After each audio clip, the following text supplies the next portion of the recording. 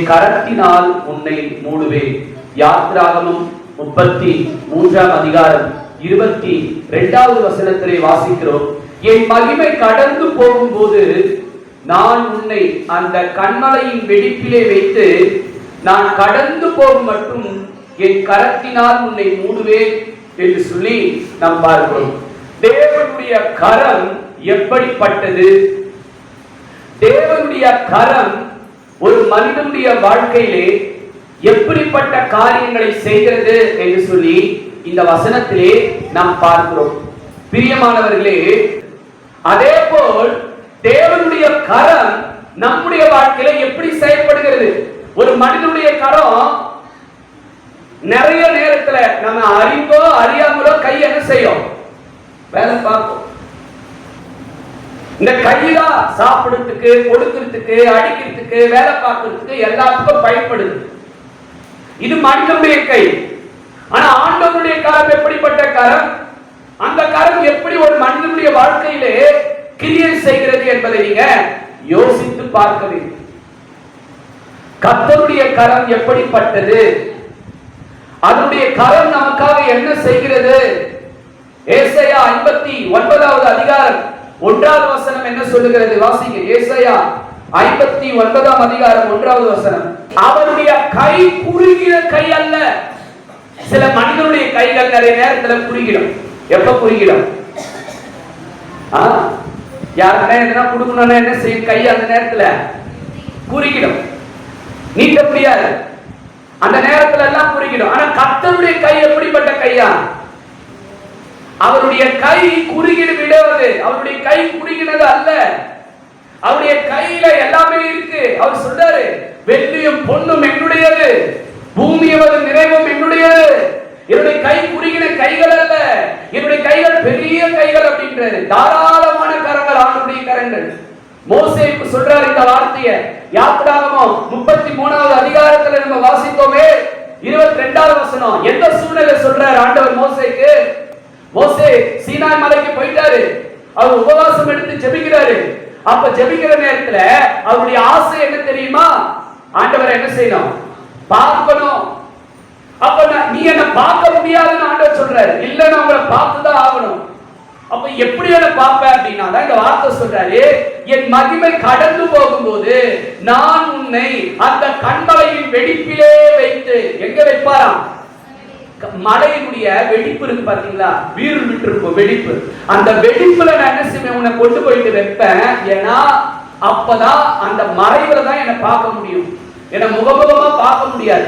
சரி, வைத்தாலும் நான் கடந்து போகும்போது என் கரத்தினால் உன்னை மூடுவேன். என்னை பார்க்கவும் செய்யணும். என் கரத்தினால் நான் என்ன பண்ணுவோம்? உன்னை மூடுவேன். நான் உன்னை பாதுகாத்துப்பேன். ஆண்டவருடைய கரம் எப்படிப்பட்ட கரம் என்று சொன்னால், முதலாவதாக தேவனுடைய கரம் சக்தி உள்ள கரம். அவருடைய கரம் எப்படிப்பட்ட கரமா? அவருடைய கரம் வல்லமை உள்ள கரம். சங்கீதம் 118வது சங்கீதம் 16வது வசனத்தை வாசிங்க. 118வது சங்கீதம் 16வது வசனம்.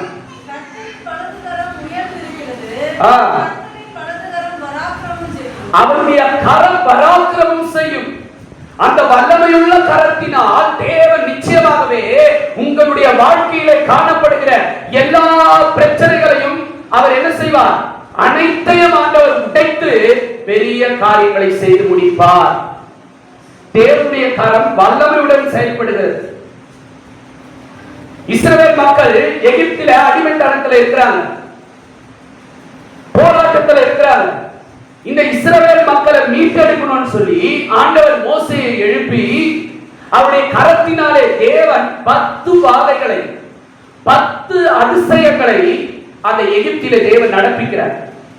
10 அற்புதங்களை அவர் நிகழ்த்திய பிறகு அந்த பார்வோன் இஸ்ரவேல் மக்களை என்ன செய்றாரு? அனுப்புறாரு.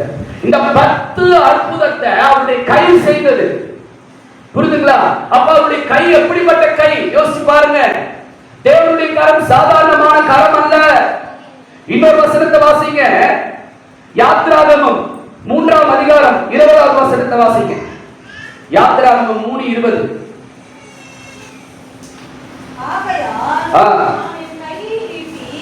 எகிப்து நடுவிலே நான் செய்யும் சகல அற்புதங்களாலும் அதை வாதிப்பேன். அதற்கு பின் அவன் உங்களை போக விடுவான். அவர் சொல்றாரு பாருங்க, என்னுடைய கரத்தினாலே எகிப்திலே 10 வாதைகளை கொடுப்பேன், அதற்கு பிற்பாடு உங்களை அவன் போக விடுவான். அப்படின்னா அவருடைய கரங்கள் சக்தி வாய்ந்த கரம். அந்த சக்தி வாய்ந்த கரம் நம்மோடு கூட இருக்கிறபடினாலே நம்முடைய வாழ்க்கையில எந்த தீங்கும் நம்மளை தீண்டாது. ஹல்லேலூயா. அவர் சொல்றது, என் கரத்தினால் நான் உன்னை என்ன செய்வேன், இந்த மாசத்துல ஆண்டவர் மூடுவார். நீங்க பயப்படாதீங்க. அவருடைய கரம் சாதாரணமான கரம் அல்ல. ஒரு சிறு குழந்தை அப்பா கைய பிடிச்சாலுமே அந்த குழந்தை எப்படி இருக்கும்? தைரியமா இருக்கும். அந்த குழந்தைக்கு யாரும் பெருசா தெரியாது, எவ்வளவு பெரிய ஆள் வந்தாலும் பெருசா தெரியாது. ஆனா யார் கைய பிடிச்சிருக்கு? அப்பா கைய பிடிச்சிருக்கு. ஒரு மனிதனுடைய கையை பிடிக்கும் பொழுதே அந்த குழந்தைக்கு அவ்வளவு ஒரு நம்பிக்கை இருக்கும். அப்படின்னா நம்முடைய ஆண்டவருடைய கை சாதாரணமான கை அல்ல, அது சக்தி வாய்ந்த கை. இஸ்ரவேல் மக்களை காப்பாற்றுவதற்காக 10 வாதைகளை அந்த இடத்திலே நிகழ்த்தி, 10 வாதை சாதாரணமான வாதை கிடையாதுங்க.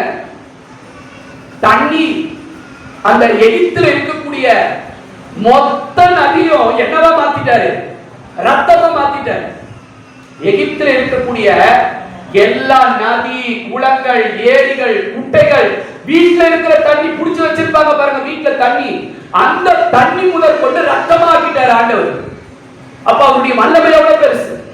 இரண்டாவது, அவர் நடப்பித்த 10 அற்புதங்கள்ல இது ஒரு ரத்தமா மாறுச்சு. இரண்டாவது எல்லாமே என்னவா மாறுச்சு? தவளை. ஒரு 2 தவளை. தவளைனா தெரியுமா என்ன? தவளைனா தண்ணி எடுத்து போறேன் அந்த தவளையா? தவக்கல. ஃபுல்லா அந்த எகிப்து மொத்தம் எங்க பார்த்தாலும் தவளை தான். தவக்கல. எங்க வீடு ஃபுல்லா பெட்ல போய் படுக்க போறாங்க, பெட்ல அப்படியே மொச்சி கிடக்குது தவளை. கீழ கால வைக்க இடம் இல்லை, ஃபுல்லா தவக்கலையா மாற்றிட்டார் ஆண்டவர். இதுதான் அவருடைய கை. ஏனா இஸ்ரவேல் ஜனங்களை நீ அடிமைப்படுத்தி வச்சிருக்கிற, அவங்களை விடு அப்படின்றதுக்கு ஆண்டவர் போராடுறார்.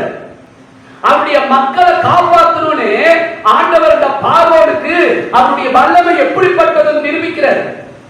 அவருடைய வல்லமை சாதாரண வல்லமை இல்ல, அந்த கரத்தினால அவனை மூடுவேன்றார். ஒரு அல்லேலூயா சொல்லுங்க. உங்களுக்கு சந்தோஷமே இல்லையா? உனக்கு பலவீனம் இருக்கலாம், உனக்கு பிரச்சனைகள் இருக்கலாம், உனக்கு போராட்டங்கள் இருக்கலாம், உனக்கு துன்பங்கள் இருக்கலாம். ஆனா என்னுடைய கரத்தினால நான் என்ன செய்வேன் உன்னை சொல்லுமா? ஆண்டவருடைய கரம் சாதாரணமான கரமா இட போட்டுறாதீங்க. பக்கத்துல பார்த்து சொல்லுங்க, ஏசப்பா ஆண்டவர் கரத்தினாலே மூடுவார்.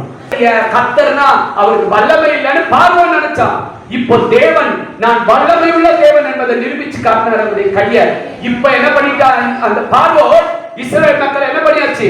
இனி ஒரு நிமிஷம் இருக்க கூடாது, எல்லாரும் என்ன பண்ணுங்க, போயிடுங்க, விடுதலை பண்ணிட்டான்.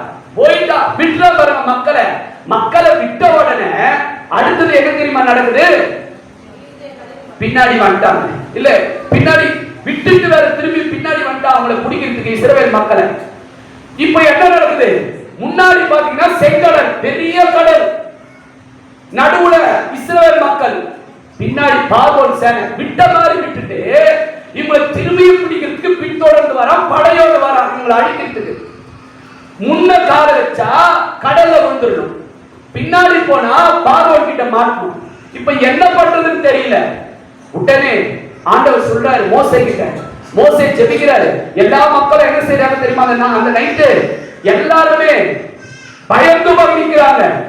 தேவனுடைய கரம் கடலின் மேல் செயல்பட்டது. இப்போ எகிப்தில் அவருடைய கரம் 10 வாதைகளை காமிச்சு தான் வல்லமை நிரூபிச்சாரு. இப்போ அவருடைய கை இப்ப எங்க தெரியுமா செயல்படுது? அந்த செங்கடல் மேல செயல்படுது. இப்போ ஆண்டவர் சொல்றாரு, கர்த்தர் மோசே கிட்ட சொல்ல, மோசே செங்கடலுக்கு நேரா உன் கையை நீட்டு, உன் கையில இருக்கிற கோலை நீட்டுன்ற. உடனே மோசே என்ன தெரியுமா பண்ணாரு? அவர் கையில இருக்கிற அந்த கோலை கடலுக்கு முன்னாடி நீட்டா இருப்பாருங்க. கடல் இப்போ 2ஆ பிளந்து போச்சு. 2ஆ பிளந்து போய் இப்ப இஸ்ரவேல் மக்களுக்கு என்ன செய்யுது? அந்த கை அந்த கடல் வழி கொடுத்து இப்ப இஸ்ரவேல் மக்கள் மொத்த பேரும் அந்த கடலின் நடுவே கடந்து அவங்க கரை ஏறிட்டாங்க.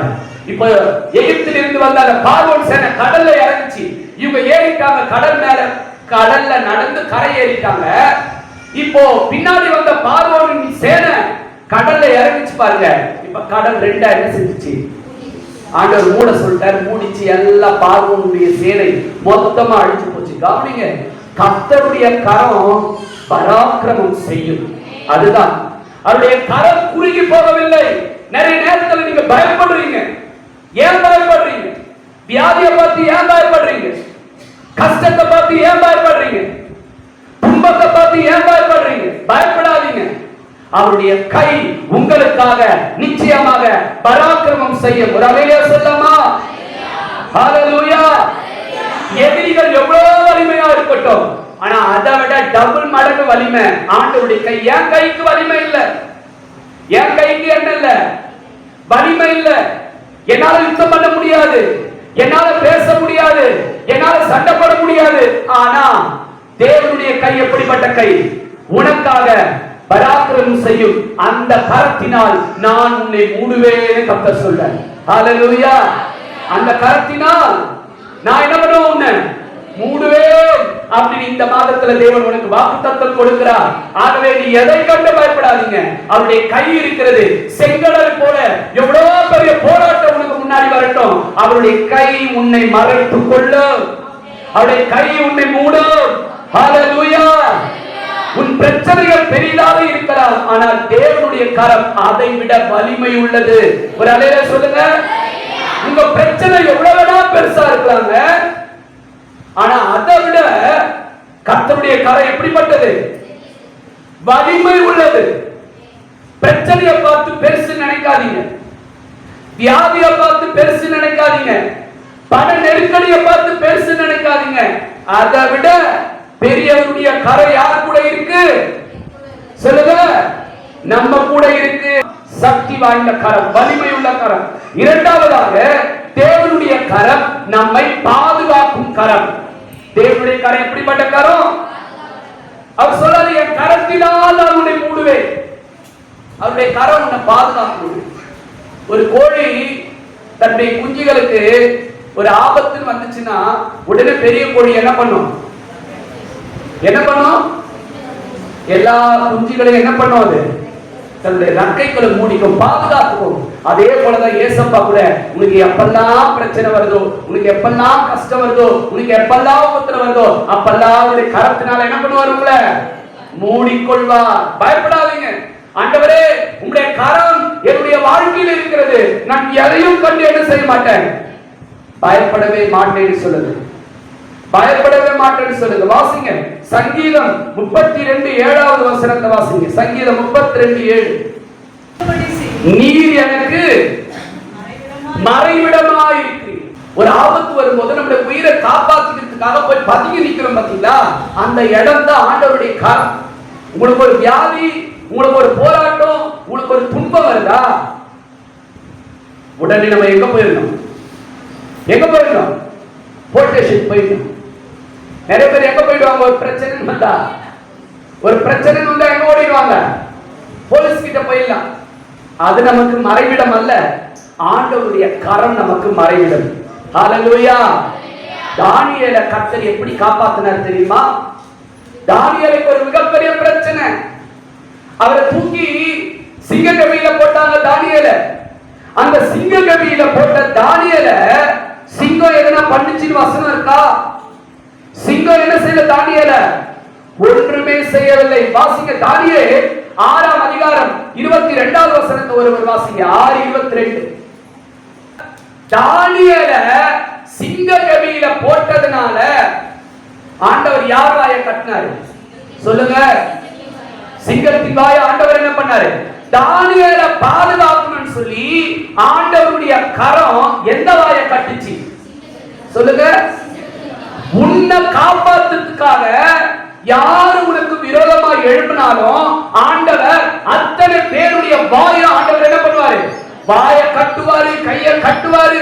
அவன் எந்த விதமான செயல்பாடும் உனக்கு விரோதமாய் செய்யாதபடிக்கு ஆண்டவர் என்ன செய்வார்? கட்டி போடுவார். ஏன்னா உன்னை பாதுகாக்கணும். நம்ம எல்லாம் யாரு? அவருடைய பிள்ளைங்க. நம்ம எல்லாம் யாருடைய பிள்ளைங்க? தேவனுடைய பிள்ளை. ஆகவே உனக்கு எந்த தீமையும் ஆண்டவர் தர மாட்டார். நீ ஏன் பயப்படுற? சிங்கத்தின் வாயை கட்டினா. ஏன் கட்டினாரு? என் மகன் அந்த கெபிக்குள்ள இருக்கிறான், அவனுக்கு எந்த ஆபத்தும் வரக்கூடாது. ஆண்டவருடைய கை அந்த தானியேலை காப்பாத்துச்சு. இதே போல அவருடைய கரங்கள் உங்களையும் பாதுகாக்கும். இந்த 10 மாதம் நான் முடிச்சிட்டேன். இதோட இவ்வளவு பணம் எனக்கு தேவைப்படுது. நான் இவங்களுக்கு பணம் கட்ட வேண்டியது இருக்கு. நான் என்ன செய்வேன்னு தெரியல. இந்த வருஷம் முடிய போகுது. நான் என்ன பண்ணுவேன்? ஆண்டவர் அந்த வாயெல்லாம் கட்டுவாரு. அந்த கட்டுகளை ஆண்டவர் உடைப்பாரு. எவ்வளவு நான் ட்ரீட்மெண்ட் எடுக்கிறேன், மருந்து மாத்திரை எடுக்கிறேன், என் வியாதி இன்னும் சரியாகல நீ நினைக்கிறியா?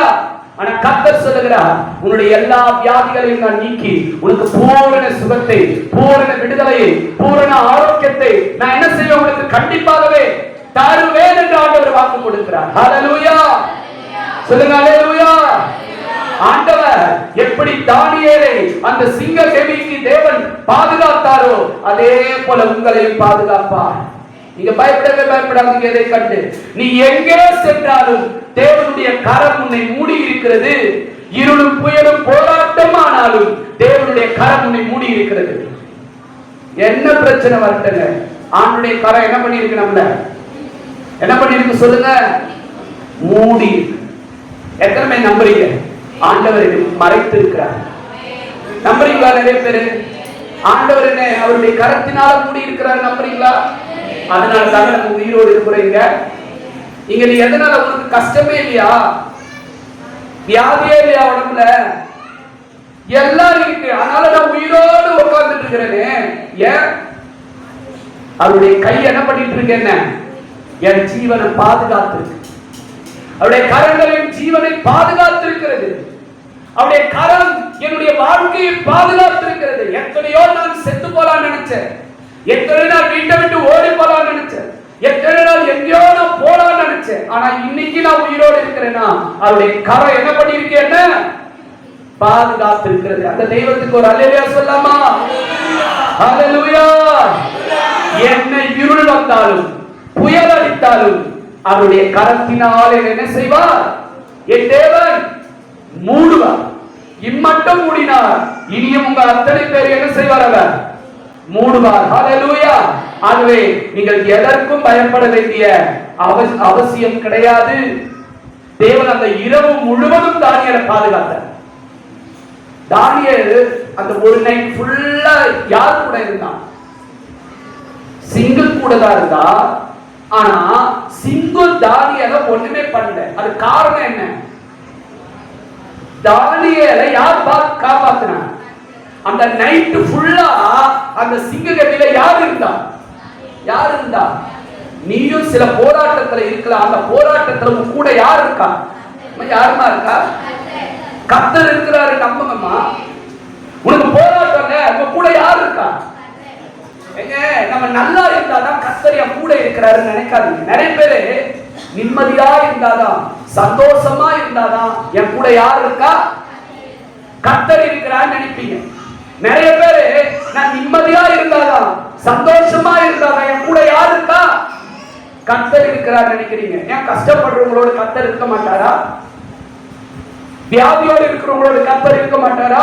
சொல்லுங்க. நீ வியாதியோடு அந்த ஒரு நைட் ஃபுல்லா கர்த்தருடைய கரம் யார் கூட இருந்துச்சு? நீ பலவீனமா இருந்தாலும், நீ பலத்தோடு இருந்தாலும், நீ வறுமையில இருந்தாலும், இல்ல நீ செழிப்பா இருந்தாலும், நீ வாடகை வீட்டுல இருந்தாலும், நீ சொந்த வீட்டுல இருந்தாலும் கர்த்தர் கூட இருக்கிறாரு. நம்புங்க. அந்த சிங்க கெபியில ஆண்டவர் அந்த தானியேலோடு கூட இருந்தார். இந்த துன்பத்தின் நடுவிலே நம்மோடு கூட கர்த்தர் இருப்பதினால் தான் நம்ம ஜீவனோடு இருக்கிறோம். இல்லைன்னா என்னைக்கோ என்ன பண்ணிருப்போம்? போயிருப்போம். பெட்டியில என்ன பண்ணிருப்பாங்க? பெட்டியில செஞ்சிட்டு இருப்பாங்க வச்சு நம்மள. ஆனா இந்த ஜீவனோடு கூட இருக்கிறேன்னா இவ்வளவு கஷ்டத்திலையும் கர்த்தர் என் கூட இருக்கிறாரு. நீங்க நான் அவிசுவாசப்படாதீங்க. என் வாழ்க்கையில எனக்கு நல்லதே நடக்கலையே, என் வாழ்க்கையில எனக்கு ஒரு நல்லது கூட இல்லையே, கர்த்தர் என் கூட இருக்கிறாரா இல்லையா அப்படின்னு எதனா டவுட் வருதா அவங்களுக்கு? என் வாழ்க்கையில சந்தோஷம்னா என்னன்னே எனக்கு தெரியாது. என்னுடைய வாழ்க்கை ஃபுல்லா ஒரே வேதனை, கண்ணீர் தான், துன்பம் தான். இப்படி இருந்தா கர்த்தர் என் கூட இருக்கிறாரா அப்படி நினைக்காதீங்க. அவர் உங்க கூட இருக்கிறார். ஹல்லேலூயா.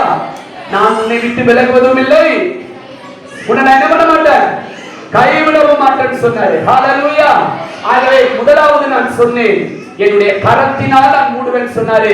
தேவனுடைய கரம் எப்படிப்பட்ட கரம்? வல்லமை உள்ள கரம். இரண்டாவது அவருடைய கரம் எப்படிப்பட்ட கரம்? நம்மை பாதுகாக்கிற கரம். கண்டிப்பாக இம்மட்டும் உன்னை பாதுகாத்த தேவன் இனியும் உன்னை பாதுகாப்பார். பயப்படாதீங்க. வியாதியை பார்த்து பயப்படாதீங்க. ஐயோ இந்த வியாதி என் வாழ்க்கை என்ன செய்யும், இந்த போராட்டம் என்ன செய்யும், இந்த துன்பம் என்ன செய்யும், இந்த வறுமை என்ன செய்யும்? சிங்கம் தானியேல ஒண்ணும் செய்யல. ஒரு அல்லேலூயா சொல்லுங்க. சிங்கம் தானியேல. அப்ப இந்த வியாதி உங்களை, சொல்லுங்க, வியாதி உங்களை, வாய்த்தது சத்தமா, வியாதி உங்களை, கஷ்டம் உங்களை, பிரச்சனை உங்களை, சண்டை உங்களை பாத்துக்கலாம். என்ன சொல்லுங்க நீங்க? ஒன்னே உங்க மனசுல இருக்கணும், பாத்துக்கலாம், எல்லாத்தையும் பாத்துக்கலாம். அதுதான் உங்க வாயில வரக்கூடிய வார்த்தை என்ன தெரியுமா? பாத்துக்கலாம். எவ்வளோ பார்த்துட்டேன், என்ன சொல்லும், எல்லாம் சொல்லுங்க, எவ்வளோ பார்த்துட்டேன், இத பார்க்க மாட்டேன் நான். சொல்லுங்க பாப்போம், எல்லாம் சொல்லுங்கம்மா. எவ்வளோ பார்த்துட்டேன், இத பார்க்க மாட்டேன் நான். அந்த நம்பிக்கை உங்களுக்குள்ள இருக்கணும். ஒரு நாள் விழுந்துடவே கூடாது. நம்ம வாழ்க்கையில எவ்வளவு பார்த்து வந்திருக்கிறோங்க. நீங்க எல்லாம் எதையும் பார்க்காம நம்ம இங்க வரல.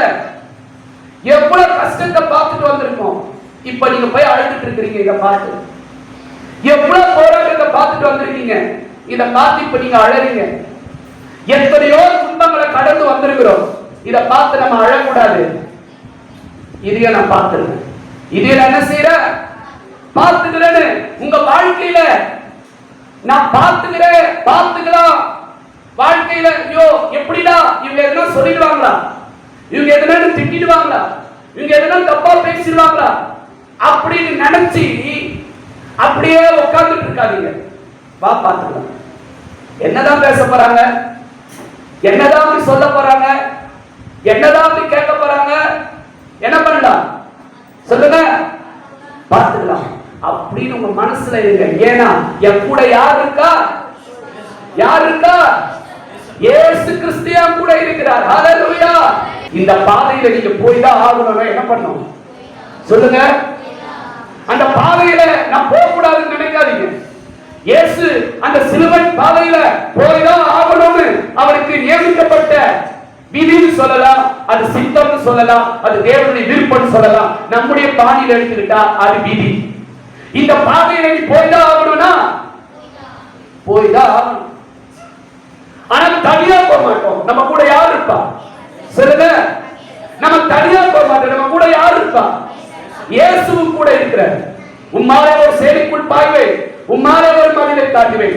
எல்லா சேரியும் நான் போவேன், எல்லா மதிலையும் தாண்டுவேன். ஏன் என்னால முடியும்னா என் கூட யார் இருக்கா? கர்த்தர் என் கூட இருக்கிறாரு. அதனால நான் எல்லாத்தையும் சந்திக்க ரெடியா இருக்கேன். அவமானத்தை சந்திக்கணுமா? ஓகே பாத்துக்கிறேன். துன்பத்தை சந்திக்கணுமா? பாத்துக்கிறேன். கஷ்டத்தை சந்திக்கணுமா? பாத்துக்கிறேன். என் கூட யார் இருக்கா சொல்லுங்க, யார் இருக்கா? ஏன் அழறீங்க? என்ன இந்த மாதிரி சொல்லிடுறாங்க, இந்த மாதிரி பேசுறாங்களே, அழாதீங்க. பார்த்துட்டு போயிட்டே இருங்க. இதுதான் நம்முடைய வாழ்க்கை. ஒவ்வொருடைய வாழ்க்கையிலும் பல போராட்டங்கள் உண்டு. அந்த பாதையிலே நம் தனியாக அல்ல, நம்ம கூட யாருடைய கரம் இருக்கிறது? இயேசு கிறிஸ்துவினுடைய கரம் இருக்கிறது. ஹல்லேலூயா. யாருடைய கரம் இருக்கிறது? மூன்றாவதாக தேவனுடைய கரம் நம்மை ஆசீர்வதிக்கும் கரம். அவருடைய கரம் வல்லமையுள்ள கரம், அவருடைய கரம் பாதுகாக்கும் கரம். மூன்றாவதாக இயேசுவின் கரம், அது நம்மை ஆசீர்வதிக்கும் கரம். லூக்கா 24 அதிகாரம் 5வது வசனத்தை ஒருவர் வாசிங்க. லூக்கா 24:50. இயேசு கிறிஸ்துவுடைய கைகள் ஆசீர்வதிக்கிற கைகள். உங்களுக்கு தெரியும், ஒரு சாரிபாத் ஒரு விதவை வீட்டுல எலியா போறாரு.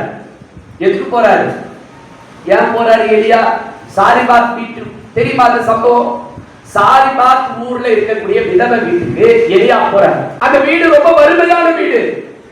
பாருங்க, ஒரு பிடி மாவும் கலசத்துல கொஞ்சம் எண்ணெய் தான் இருக்கு அந்த ஏழை விதவை வீட்டுல. அப்ப அந்த வீடு எப்படிப்பட்ட ஒரு வறுமையான வீடுன்னு போய் யோசிச்சு பாருங்க. அந்த ஏழை விதவை வீட்டுல ஒரு பிடி மாவு கொஞ்சம் எண்ணெய், அதை சமைக்கிறதுக்கு அத சப்பாத்தி ரெடி பண்றதுக்கு 2 குச்சி பொறுக்கிறாங்க. அப்ப எவ்வளவு வறுமை அந்த வீடு. இப்போ எலியா தீர்க்கதரிசி ஊழியக்காரரு அந்த வீட்டுக்கு போறார். அந்த வீட்டுக்கு போய் அவங்கள பிளஸ் பண்றாரு, அவங்கள ஆசீர்வதிக்கிறாரு. எப்படி ஆசீர்வதிக்கிறாரு? தேவனுடைய பிள்ளை, தேவனுடைய வார்த்தை நிமித்தமாக கர்த்தர் அந்த வீட்டை ஆசீர்வதிச்சு அந்த ஒரு பிடி மாவையும் அந்த கொஞ்சம் எண்ணெயும் எத்தனை வேலை சாப்பிட முடியும்? எத்தனை வேலை சாப்பிடலாம்? ஒரு பிடி மாவை கொஞ்சம் எண்ணெயை சமைச்சு எத்தனை நாள் சாப்பிடலாம்? ஒரு வேளை ஒருத்தர் ஒரு வேளை சாப்பிடலாம். ஆனா இந்த எலியா தீர்க்கதரிசி போய் அந்த வீட்டை ஆசீர்வதிச்சது நிமித்தமாக பஞ்சம் தேசத்துல பஞ்சம் முடிகிற வரையிலும் குறைந்தது ஒரு 5 ஆண்டுகளுக்கு மேல என்ன பண்ணிருக்கிறாங்க? அத ஆண்டவர் அந்த மாவை ஆசீர்வதிச்சார். அப்ப அவருடைய கை எப்பேற்பட்ட கை தெரியுமா? ஆசீர்வதிக்கிற கை. உங்க வீட்டுல மாவு குறையாது, உங்க வீட்டுல அரிசி பானை குறையாது, உங்க வீட்டுல சமைக்கிறதுக்கான எந்த விதமான குறைபாடுகள் வரவே வராது. அவர் எல்லாத்தையும் கர்த்தர் நிறைவாய் ஆசீர்வதிப்பார். ஹல்லேலூயா. அந்த சாரிபாத் விதவை வீட்டுல அந்த ஒரு பிடி மாவையும் அந்த கொஞ்சம் எண்ணெயும் 5 வருஷத்துக்கு மேல சாப்பிடுறதுக்கு கர்த்தர் வச்சாரு அப்படின்னா இன்னைக்கு அந்த கை நம்மள ஆசீர்வதிக்காம இருக்குமா? சொல்லுங்க. உங்களை தேவனுடைய கை வெறுமையா விட்டுருமா? ஒரு நாள் விடாது. அந்த கை உங்களை உயர்த்தக்கூடிய கை. அவருடைய கையால அவர்களை திருப்தியாக்கி நடத்திடுவார். தேவைகளை சந்திப்பார், மீதும் எடுக்க வைப்பார், பிறருக்கு மீது எடுக்க வைப்பார். ஆண்டவருடைய ஆசீர்வாதம் எப்பவுமே அடியோடு போவார், மீது என்ன பண்ண வைப்பாரு? மீது எடுக்கிறீங்களா? போல உங்க வாழ்க்கையில் காணப்படுகிற எல்லா போராட்டங்களையும் நீக்கி என் தேவன் நிறைவாய் ஆசீர்வதிப்பார். ஹல்லேலூயா. சொல்லுங்க ஹல்லேலூயா. ஆகவே என்னுடைய கரத்தினால் நான் உன்னை மூடுவேன் சொன்னாரு. ஆண்டவருடைய கை வல்லமையுள்ள கை. இரண்டாவது ஆண்டவருடைய கரம் பாதுகாக்கிற கரம். மூன்றாவதாக ஆண்டவருடைய கரம் சொல்லுங்க எல்லாரும், ஆசீர்வதிக்கிற கரம். இந்த யாத்திராகமம் 33ஆம் அதிகாரம் 22வது வசனம் இந்த மாதத்தில் தேவன் நமக்கு கொடுத்திருக்கிற செப்டம்பர் மாதத்துக்குரிய வாக்குத்தத்த வசனம் அதுதான். என் கரத்தினால் மூடுவேன். அந்த கரம் எப்படிப்பட்ட கரம் சொல்லுங்க? வல்லமையுள்ள கரம், பாதுகாக்கிற கரம், ஆசீர்வதிக்கிற கரம். நாம் ஜெபிக்கலாமா? எல்லாரும் முழங்கால் படியிட்டு, ஆண்டவரே இந்த ஆராதனையை நீர் எங்களுக்கு ஆசீர்வதித்து கொடுத்திருக்கிறீங்கப்பா. எல்லாரும் முழங்கால் படியிடுங்க. உங்க கரத்தினாலே மூடுங்கப்பான்னு சொல்லி எல்லாரும் ஜெபிங்க.